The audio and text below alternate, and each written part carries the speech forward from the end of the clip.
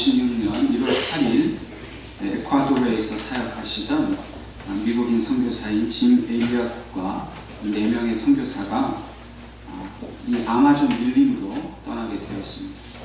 밀림에는 이 아우카라는 부족이 살고 있었는데 그들에게 복음을 전하기 위해서 이 짐 엘리엇 선교사님과 일행이 떠나게 되었습니다. 그러나 이 아우카라는 이 부족은 매우 호전적인 그런 부족이었습니다. 그래서 작은 수상 비행기에서 내리게 된 이 5명의 선교사들을 그 자리에서 창으로 찔러 죽였습니다. 짐 엘리엇의 아내인 엘리자베스 엘리엇과 나머지 선교사의 가족들은 그들이 무사히 돌아오기를 간절히 기도했습니다. 그러나 정해진 시간에 결국 그들은 돌아오지 않게 되었고 수색대를 보내서 그들을 찾은 결과 그들은 이미 죽어 있었습니다. 이 사실이 미국 전역에 알려지게 되었습니다. 미국의 신문사들은 이 사건을 대서특필하였습니다. 그리고 그 신문사에서는 이 기사의 제목을 이렇게 달았습니다. 이 무슨 허망한 일인가. 짐 엘리엇이 나이 28살에 죽었으니 세상 사람들의 눈에는 이 짐 엘리엇과 선교사들의 죽음이 그렇게 헛되게 무의미하게 보였던 것입니다. 그러나 이들의 죽음이 결코 헛된 것이 아니라는 사실을 이 짐 엘리엇의 아내인 엘리자베스 엘리엇과 또 그와 함께했던 그 선교사들의 아내가 보여주었습니다. 이 엘리자베스 엘리엇과 또 함께했던 선교사님들의 아내는 함께 아우카족을 찾아갔습니다. 그런데 아우카족이 이번에는 이 선교사들의 아내를 죽이지 않았습니다. 왜냐하면 이 아우카족에는 여인을 죽이지 않는 풍습이 있었기 때문입니다. 엘리자베스 선교사와 또 다른 선교사의 아내들은 이 아우카족 마을에 거주하면서 그들을 헌신적으로 섬겼습니다. 출산하는 아이를 받아주기도 하고 또 병든 사람들을 고쳐주기도 하였습니다. 새로운 농사법을 가르쳐 주어서 그들이 잘 먹고 살 수 있도록 도와주었습니다. 이들의 헌신적인 노력 때문에 추장과 그 마을 사람들은 모두 감명을 받았습니다. 사역을 마치고 이 엘리자베스 선교사님과 그 일행이 그 마을을 떠나려고 할 때에 추장이 이렇게 물었습니다. 당신들은 무엇 때문에 우리를 위해서 이렇게 고생을 하였습니까? 그러자 엘리자베스 선교사님이 이렇게 대답을 했습니다. 우리의 남편들이 하나님을 전해주기 위해서 당신들을 찾아왔었습니다. 그런데 당신들이 우리의 남편들을 죽여서 하나님을 전해주지 못했습니다. 우리는 남편들이 그토록 당신들에게 해주고 싶었던 이야기를 해주고 싶어서 이곳에 왔습니다. 추장은 다시 물어보았습니다. 그렇게 우리에게 전해주고 싶었던 말이 무엇입니까? 그러자 엘리자베스 선교사님이 대답을 했습니다. 하나님이 당신을 사랑하십니다. 라는 말입니다. 이 말을 들은 아우카족 주장과 모든 마을 사람들은 일전에 자신들이 죽였던 사람들이 바로 이 짐 엘리엇과 선교사들의 일행인 것을 알게 되었습니다. 그리고 엘리자베스 선교사와 그 일행을 통해서 하나님의 사랑을 알게 되었습니다. 온 마을 사람들이 한 사람도 남김없이 다 예수님을 영접하게 되었습니다. 훗날 이 마을 사람들 중에 4명의 사람이 목사가 되었습니다. 엘리자베스 선교사는 남편인 짐 엘리엇 선교사가 평소 하나님의 말씀을 묵상하면서 남겨놓은 그 노트를 책으로 묶어서 전능자의 그늘이라는 책으로 펴냈습니다. 그리고 그 책에서 짐 엘리엇 선교사가 그의 마음속에 늘 가지고 있었던 그 신념 하나를 소개하였습니다. 영원한 것을 위해서 영원하지 못한 것을 버리는 사람은 결코 어리석은 것이 아니다. 마치 자신에게 일어날 일을 미리 알고 있었던 것처럼 그는 항상 복음을 위해서, 그 영원한 것을 위해서 목숨을 잃어버릴 것을 각오하며 살아왔던 것입니다. 세상 사람들은 짐 엘리엇 선교사를 바보처럼 여겼지만, 그러나 하나님께서는 이 어리석고 또 무능한 이 일을 통해서 마침내 한 부족을 살리시는 하나님의 구원의 역사를 이루셨던 것입니다. 우리는 흔히 하나님께서 어떤 큰 구원의 일을 이루시기 위해서 큰 능력을 가진 사람들을 사용하신다라고 생각할 때가 있습니다. 뭔가 사람들이 놀랄 만한 그런 기적과 같은 일이 나타나야 하나님의 일이 나타날 것으로 생각을 하기도 합니다. 물론 교회의 역사를 살펴보면 감동적이고 놀랄 만한 큰 복음의 역사가 많이 있었습니다. 그러나 때로는 하나님께서는 아주 작은 사람들, 또 작은 일을 통해서, 또 보잘것없는 그 것들을 통해서, 심지어는 허망하고 어리석어 보이는 그런 일을 통해서도 하나님은 더 크고 위대한 일들을 이루셨던 사실을 우리에게 말씀해 주고 있습니다. 오늘 우리가 그렇지 않습니까? 우리는 스스로 연약하다고 생각할 때가 많습니다. 우린 다른 사람들보다 힘도 부족하고 권세도 부족하고 다른 사람과 비교해서 내세울 만한 것이 많이 부족한 사람들입니다. 그야말로 평범하고 그저 하루하루 은혜로 살아가는 그런 부족한 사람들입니다. 그러나 하나님께서는 오늘 우리와 같이 이렇게 평범하고 때로는 연약하고 작고 힘도 없는 그런 우리들을 통해서 나는 너희들을 통해 아무것도 할 수 없다 이렇게 말씀하시지 않으십니다. 오히려 우리가 우리의 연약함을 가지고 하나님 앞에 진실된 믿음으로 나아갈 때에 하나님은 결코 우리를 작게 여기지 아니하시고 우리를 통해서 하나님의 큰 구원의 역사를 이루기를 원하시고 계십니다. 그러므로 저와 여러분이 우리의 연약함, 우리의 작은 것을 부끄러워하지 말고 또 그것으로 인해서 우리가 위축되지 말고 믿음으로 항상 하나님 앞에 나아갈 때에 하나님이 우리와 함께 하시며 우리를 통한 하나님의 크신 구원의 역사를 나타내 주신다는 사실을 온전히 믿으며 살아가시기를 간절히 바랍니다. 오늘 하나님께서 우리에게 주신 본문의 말씀은 기드온이라는 사람의 이야기입니다. 이 기드온이 살았던 시대를 우리는 사사시대라 그렇게 말을 합니다. 이 모세와 여호수아가 죽고 난 이후에 이제는 더 이상 이스라엘 백성을 다스리는 그런 강력한 지도자가 없던 시대였습니다. 그럼에도 불구하고 이스라엘 백성들의 주변에 살아가고 있는 이 이방 민족들이 끊임없이 이스라엘을 공격해오고 괴롭혔습니다.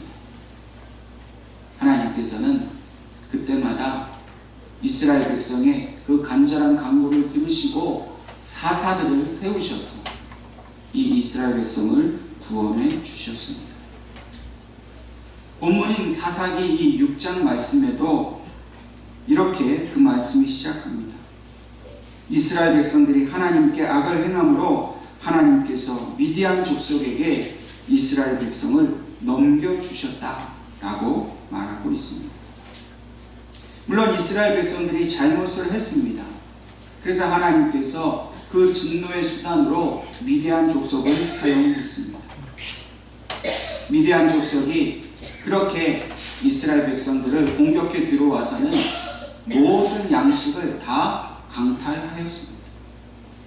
먹을 것이 없게 된 이스라엘 백성들은 이제 굶주리게 되었고 또 미디안 족속의 그 괴롭힘에 크게 시달리게 되었습니다. 그들은 하는 수 없이 자신들이 버렸던 하나님께로 돌아왔습니다. 그리고 하나님께 구원해 달라고 울며 불며 부르짖게 되었습니다. 하나님은 이러한 이스라엘 백성들의 부르짖음을 들으시고 그들을 구원하시기 위해 기드온을 사사로 세워주셨습니다. 하나님께서 기드온을 부르셨습니다. 너를 통해서 이스라엘 백성을 구원하고자 한다 말씀하셨습니다. 그러나 기드온은 그 하나님의 부르심에 기꺼이 응답하지 못했습니다. 그런 겸손함으로 하나님의 부르심을 사양하고 또 그 부르심이 자기에게 합당하지 않다 하나님 앞에 대답을 했습니다.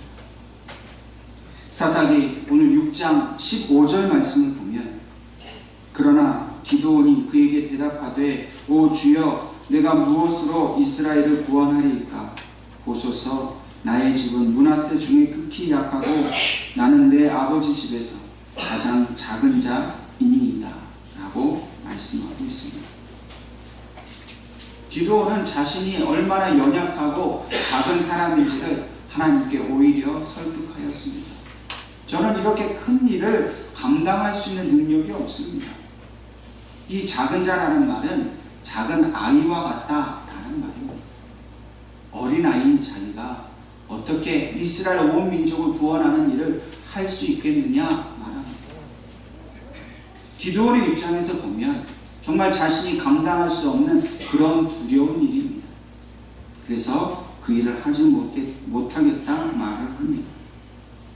그러나 하나님께서는 그러한 기드온을 택하시고 부르셨습니다.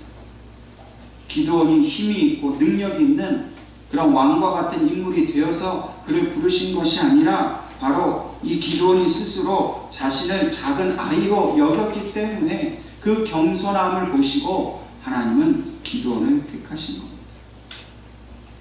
그러나 그러한 부르심에도 여전히 기드온은 두려워하고 하나님 앞에 무서워했습니다. 오늘 본문 말씀 19절을 보면은 자신을 찾아온 여호와의 사자를 기드온이 알아보지 못했습니다.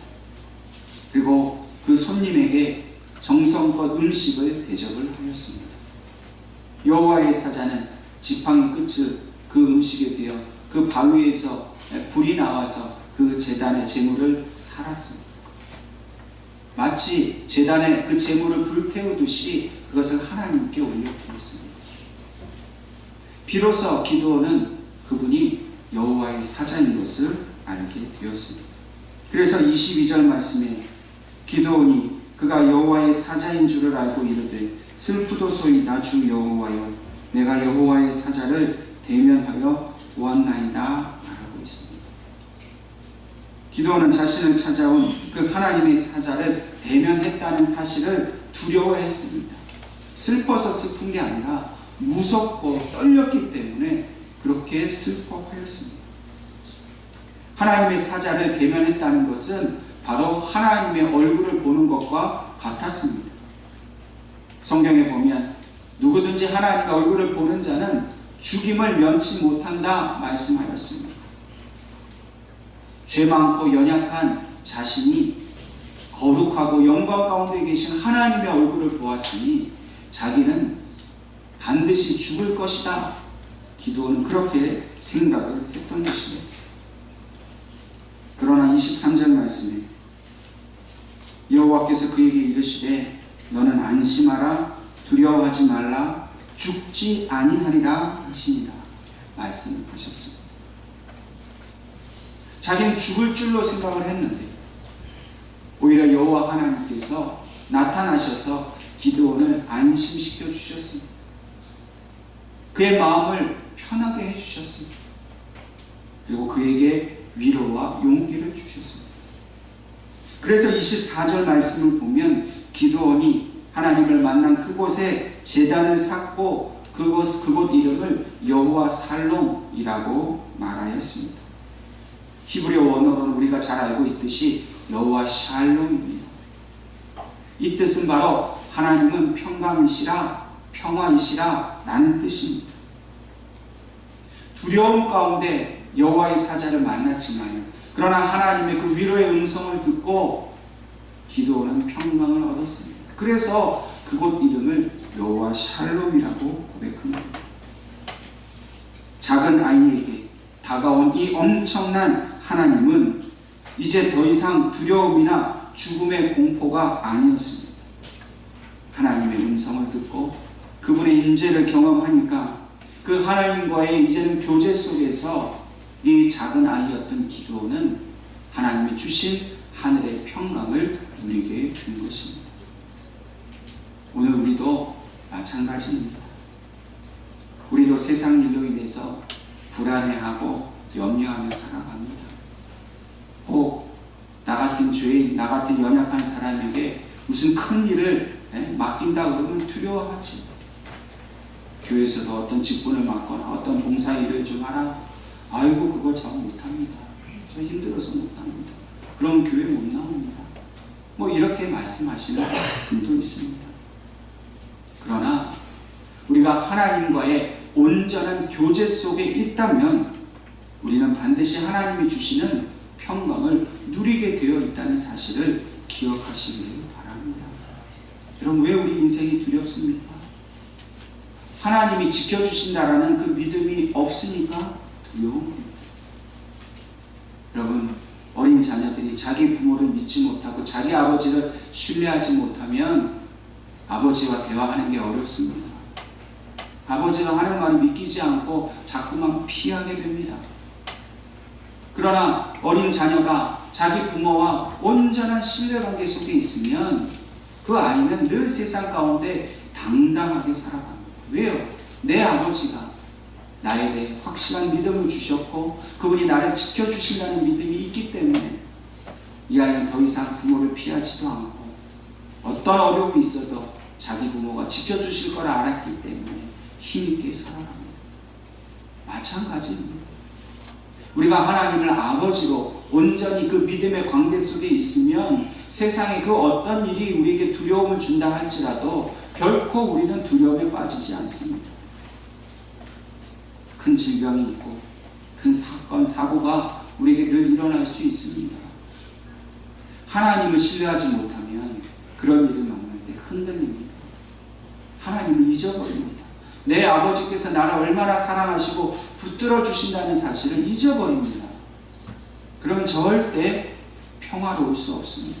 여호와 샬롬이라고 말할 수 없습니다. 왜 우리가 날마다 샬롬이라고 하나님을 찬양할 수 있습니까? 하나님은 내 아버지요. 이 땅에 그 어떤 환난과 어려움이 있어도 하나님은 나를 지켜주신다 라는 그 믿음이 있기 때문에 우리는 결코 두려워하지 않는 것입니다. 만약 우리가 예수를 믿고 열심히 지금 기도도 하고 예배도 잘 드리는데도 늘 나의 삶 속에 불안함과 두려움이 있다면 내가 정말 하나님과 온전한 관계를 맺고 있는가 한번 자신의 신앙을 점검해 보아야 합니다. 그러므로 오늘 기드온이 두려움 가운데 하나님을 만났지만 그 하나님을 아버지로 자신의 하나님으로 만났을 때에 하나님을 여호와는 나의 샬롬이시라고 평화를 주시는 분이라고 찬양할 수 있었던 것처럼 저와 여러분도 우리를 붙들어 주시고 우리를 사랑하시는 아버지이신 하나님을 나에게 참된 평안을 주시는 분으로 늘 찬송하며 나아가시기를 주님의 이름으로 축원합니다. 기드온은 결국 하나님이 주신 이 평화 속에서 하나님께 택함받은 작은 자가 되었습니다. 비록 자신의 능력은 작았지만 자기는 어리석고 연약하고 무능했지만 그러나 하나님께서 부르셨기에 그 하나님의 부르심 앞에 순종을 하였습니다. 그리고 하나님께서는 하나님이 이 기드온에게 주신 평강 속에서 하나님의 그 모든 능력을 기드온에게 부어주셨습니다. 오늘 본문 사사기 6장 34절 말씀에 여호와의 영이 기드온에게 임하시니 기드온이 나팔을 불매 아비에셀이 그의 뒤를 따라 부름을 받으니라 말씀하십니다.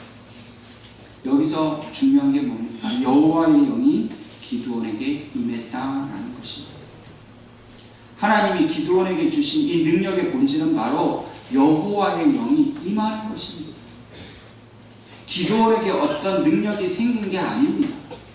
기드온이 갑자기 돈이 많아지거나 갑자기 똑똑해지거나 세상의 권세를 가졌기 때문에 그가 능력이 생긴 게 아니라 그에게 여호와의 영이 임하니까 그가 하나님의 능력 가운데 강건한 사람이 된 것입니다.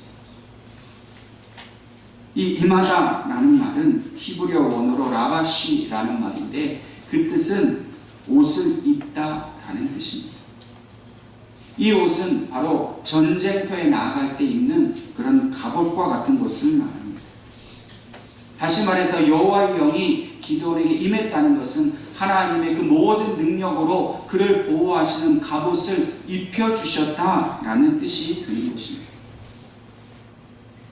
아무것도 할 수 없는 연약하고 무능한 기드온에게 하나님께서 하나님의 능력의 옷, 그 갑옷을 입혀주시니까 이제 이 기드온은 강력한 하나님의 사람이 될 수 있었다는 겁니다.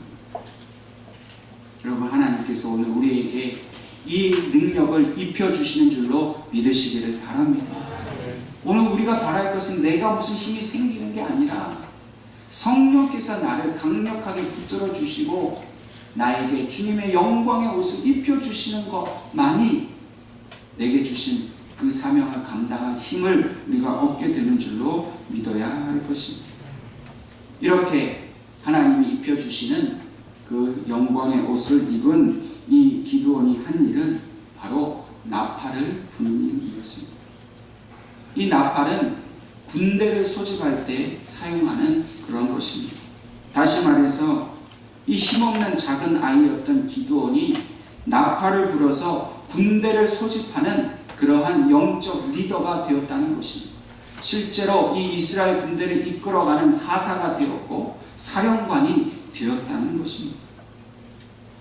아무것도 할 수 없었는데 하나님이 능력의 옷을 입혀주시니까 그는 모든 백성을 이끄는 그런 능력의 종이 되었습니다. 하나님께서는 오늘 우리에게도 기드온과 같이 우리가 이 시대를 이끌어가는 진정한 리더가 되기를 간절히 원하십니다. 하나님 우리에게 모든 것을 주실 수 있는 분입니다. 그런데 우리가 하나님 앞에 나아갈 수 있는 조건은 오직 우리가 나 스스로를 작은 아이로 여기며 나아갈 때 하나님께 쓰임받을 수가 있습니다. 세상에 힘있고 능력 있는 사람이 하나님의 영적 전쟁을 위한 리더가 되는 것이 아닙니다. 돈이 많아야 하나님의 일을 하는 게 아닙니다. 많이 배우고 세상적인 힘이 있어야 하나님의 일을 하는 것이 아니라 나는 아무것도 할 수 없습니다. 나는 연약합니다. 겸손하게 자기의 있는 모든 모습을 그대로 들고 나아갈 때 오히려 하나님은 그렇게 스스로를 낮추는 자를, 자기의 약함을 고백하는 자를 들어서 강한 자들을 부끄럽게 하시는 분임을 믿으시기를 간절히 바랍니다. 두려움 가운데 있다 할지라도, 염려 가운데 있다 할지라도 하나님은 우리를 들어주신다는 사실을 우리는 기억해야 합니다. 이렇게 하나님은 기드온을 그 약함 중에서 부르셔서 이스라엘 모든 백성을 구원하는 하나님의 종으로 세우셨습니다. 그런데 이 기드온 한 사람뿐만 아니라 하나님 이스라엘 백성 중에서도 하나님께서는 작은 것을 택하셔서 이스라엘 백성을 구원하셨습니다.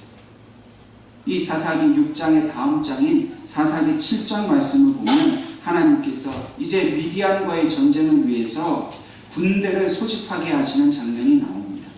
그런데 이 7장에 보면 하나님께서 군대를 부르시는데 특별한 방법으로 그들을 택하시는 장면이 나옵니다. 하나님께서 두 번의 테스트를 거쳐서 이스라엘 이 군대로 나온 32,000명 중에서 300명만을 기드온을 통해 택하게 하십니다.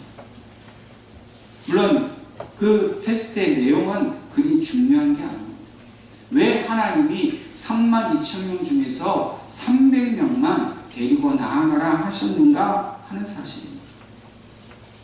아니 이 미디안 족속과 전쟁을 하려면 상식적으로 우리가 군사학적으로 보면 우리의 병력이 많아야 싸워 이길 확률이 높습니다. 그런데 이 32,000명 중에서 100분의 1도 되지 않는 이 적은 숫자를 가지고 그 미디안 군대를 상대한다는 것은 이건 말도 안 되는 그런 일입니다. 하나님이 왜 이렇게 하셨을까?